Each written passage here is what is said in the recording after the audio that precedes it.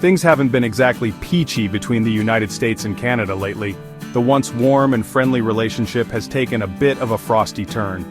It's like that moment you realize your friendly neighbor has been secretly composting food scraps right next to your property line. You thought you knew them, but now you're not so sure. Not cool, Canada, not cool. It's like finding out your best friend has been talking behind your back. Since Prime Minister Mark Carney took office, he's been pretty upfront about his distrust of the United States. His speeches often highlight the differences rather than the common ground. You could say he's less America's hat and more America's slightly judgmental upstairs neighbor who keeps their recycling bins a little too close to your side. It's a subtle but clear message. This shift in Canadian sentiment, while surprising to some, reflects a growing concern about the direction of U.S. policies. Canadians are increasingly vocal about their worries. It's like Canada looked over the fence, saw what America was doing and thought, maybe we need a taller fence. The metaphorical distance between the two nations seems to be growing. Now let's talk about Donald Trump. The man, the myth, the hair. He's never been one to shy away from conflict, especially when it comes to trade. Trump slapped tariffs on Canadian goods like a kid who just learned the word no in the middle of a toy store aisle. This trade war, folks, is about as fun as a moose in your living room. Nobody wins, and everyone's furniture gets ruined.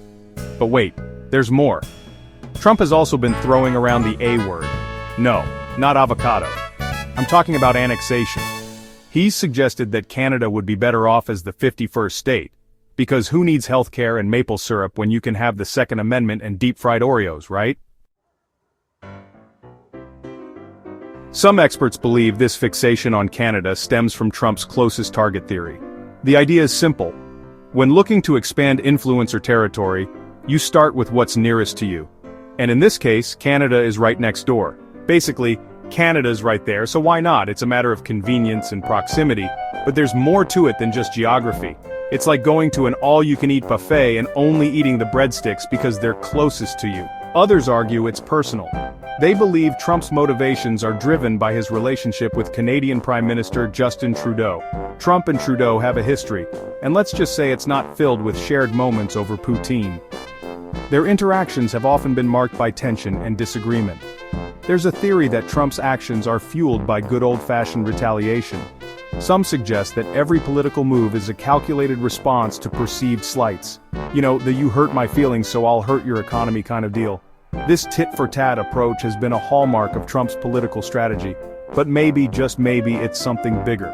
Perhaps there's a grander vision at play here. Some experts see Trump's actions as part of a grand plan for hemispheric dominance. They believe he envisions a unified North America under his influence. It's like he's playing a game of Risk, and he's decided North America is his to conquer. This theory suggests a strategic, long-term approach to expanding power and control. Canada, for its part, hasn't taken this lying down. In fact, they've been quite proactive in their response.